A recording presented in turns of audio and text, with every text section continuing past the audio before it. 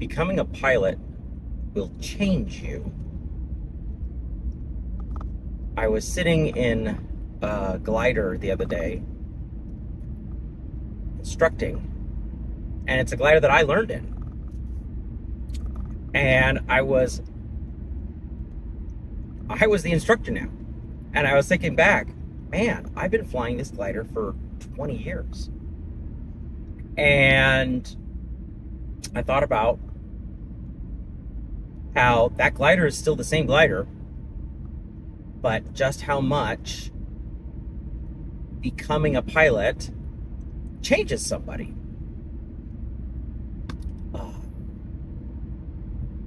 And how, initially you think, oh, you meet somebody who's a pilot, you say, you're a pilot? That's really cool.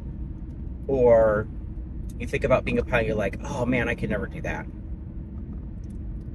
And the truth is you can. You might respect somebody, a family member, or you might have, a flying hero that, has flown an amazing flight, or maybe around the world, or flew in the military. And you really look up to them, and you realize that part of why you respect them is because they're a pilot, and you realize that is something hard. That is something that takes skill and dedication and effort to do. And at some level you say, I want that too. I want to be able to do that. I want to be able to be the kind of person that can hop in this amazingly complex machine and fly beautifully through the air, control that machine and make it do what you need it to do, and to safely land again back on the ground. And going from that kind of a person who says, I wish I could do that. Oh, that's so cool. Oh, I never could do that. To the person who can do it and who does do it. That is a great process. And the funny thing is because it's hard for everyone in some regard. Because flying encompasses so many different disciplines and so many different skills. It's not just one skill. It's a lot of skills that you have to have and that come together so that way you can fly safely and skillfully through the air. You might be the more adventurous type that likes to get out and do things. Well, in that case, the flying part might come easy to you. The study part, where you have to understand theory and rules and regulations and how the aircraft works, that might be more challenging for you. If you're very good at studying, good at taking a test, awesome. The actual learning to fly and being in the air might be more challenging for you. You might be a little bit terrified of math. And there is a little bit of math that you have to know to be a pilot. Not a lot, but there is a little bit. And you might have to overcome that. I remember when I first started to fly, I used to be terrified of heights. Not terrified, very, very afraid of heights. I had more than a healthy respect. I would get in a commercial plane and I would sit there and think, what's that noise? Oh my gosh. We haven't even taken off yet, and yet I'm sure we're gonna crash and we're all gonna die. And sitting there inside a commercial airliner, there were things happening I just didn't know. I didn't know. And I was just, every sound, every movement was something to be afraid of. And as you learn, as you become a pilot and you learn what all these different things are and what they do and why, it goes from fear of the unknown to having the power of knowledge. You know what's going on, you know what's happening and when it's happening and why it's happening.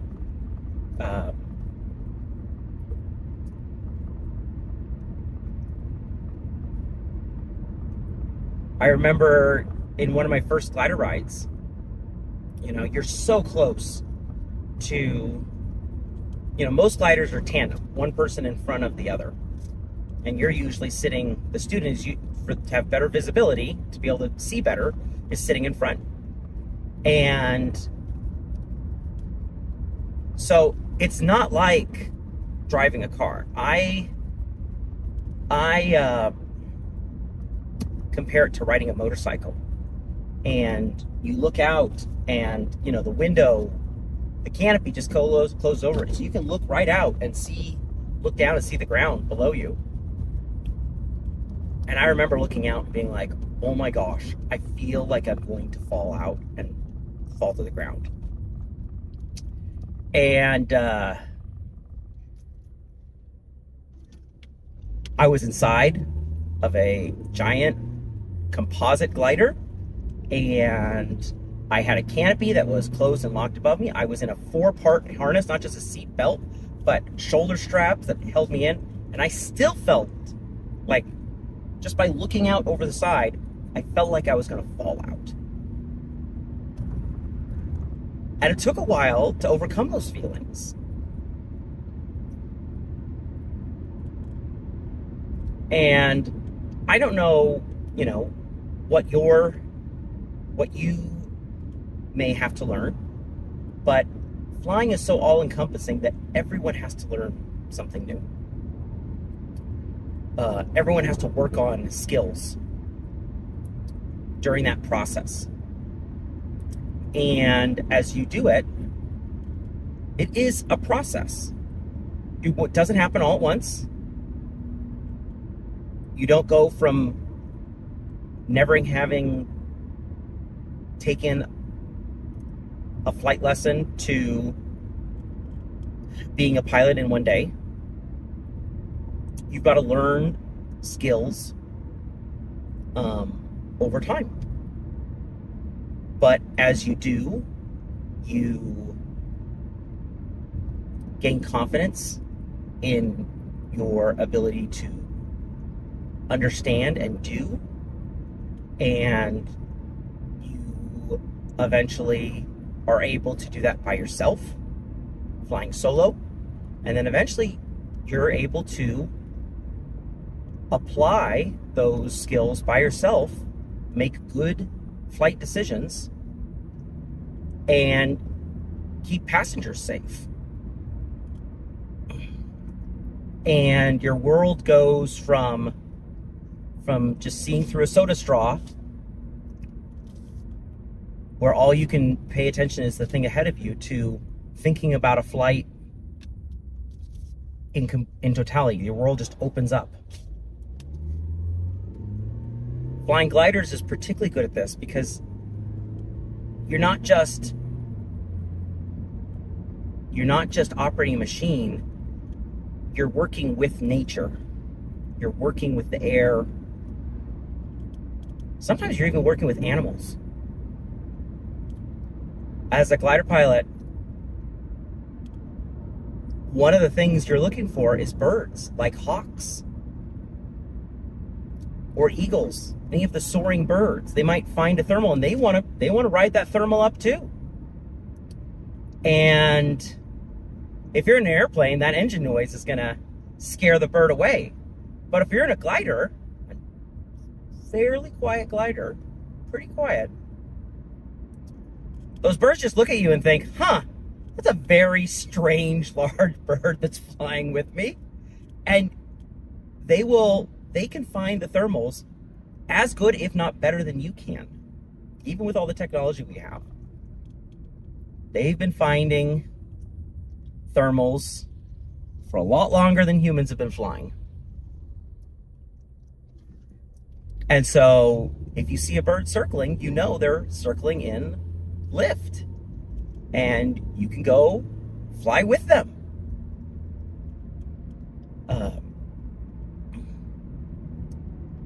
You're looking out.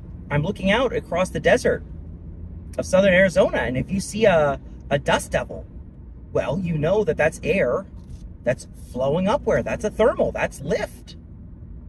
And being able to circle inside of a dust devil and look down inside of it and see, even though it's dusty all around, it's totally clear in the center of that dust devil, and you can see all the way down to the ground through the center of a dust devil.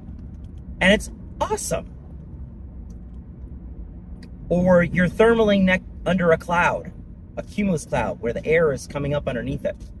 And you see you have a front row seat to a giant rainbow. Okay? So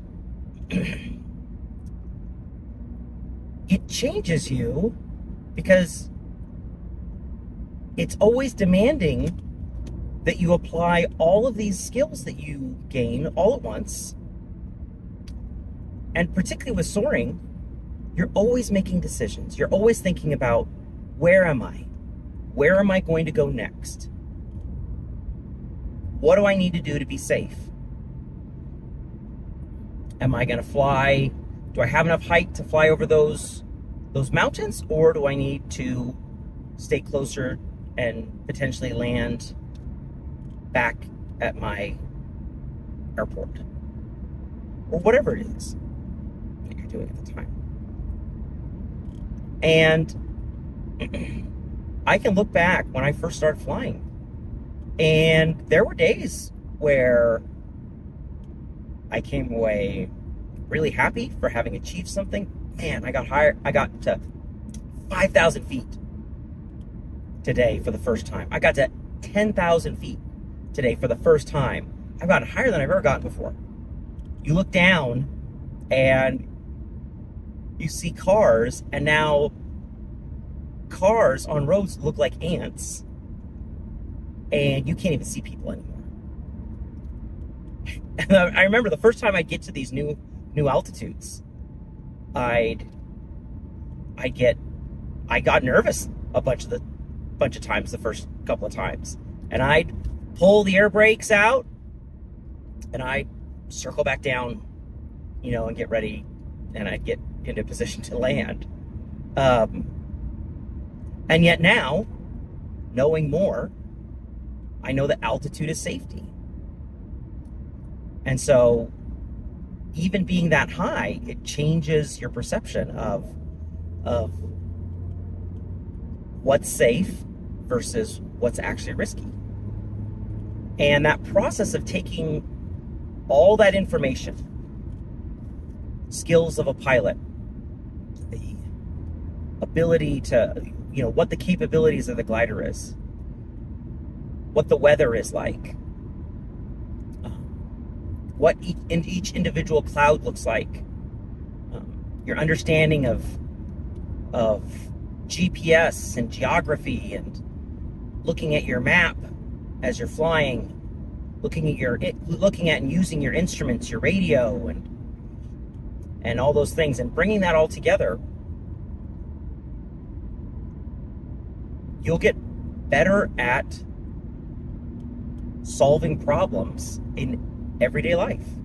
You'll get better at asking questions and being able to think through things before they happen.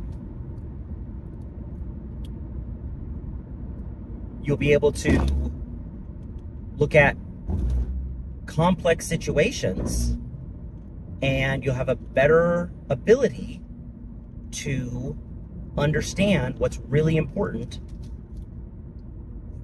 in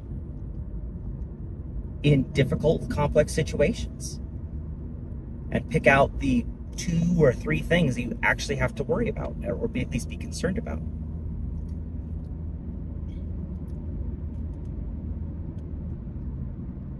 And again, this is a process. And as you get better at it, first you get better at it locally, and then you get better at doing it, over a larger area. Again, that whirl starts as looking down a soda straw, then you're looking down, then all of a sudden you're looking in a paper towel roll, and then eventually the world becomes a cone, and then it becomes everything around you. And so one of the greatest things about becoming a pilot is that, and that's the thing that oftentimes you respect in another person. Like, before you become a pilot, man, I wish I could do that. Oh, I could never do that. Well, you can. And then also, it is a process, and you develop those skills. You go from looking up at aircraft and saying, I wish I could do that, to looking down from inside and saying, I'm doing this. I'm actually doing it. And that's one of the greatest things, is that change that happens. I am doing it. Like I was talking about earlier, there are going to be bumps along the way. Sometimes I left a lesson being frustrated, felt like, it wasn't my fault. I didn't know that. Why should I be expected to do this or that? And then coming to learn, when you're on your own, it's all your responsibility. You are the one who has to take responsibility for it. And so even if you didn't know it before, you know it now, and now you need to take responsibility up for it. And again, learning, all that responsibility, because not only are you going to be responsible for yourself, but you're going to be responsible for other people when you're taking passengers, friends, family with. And you can continue to grow as a flight instructor. You're worried about have you taught everything properly? Have you taught them enough? Are they really ready to go fly by themselves? And learning to be confident and what to look for to make sure other people are safe, not just when you're with them, but also when you're not with them. And then you still sweat bullets because you just care and you want them to do it well and to do it safely. And so going back to that glider that I sat in, what had changed? That glider was still the same glider. It was me that had changed. I've been flying that glider for 20 years now. And yeah, it's a little more worse for wear, but it still responds the way I want it to respond. It still does what I ask it to do. And I understand it better. I understand myself better. I understand the world around me better. And the thing that changed all along the way was me. That was the thing that changed.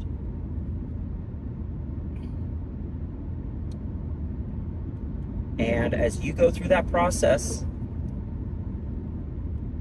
through all the ups and the downs,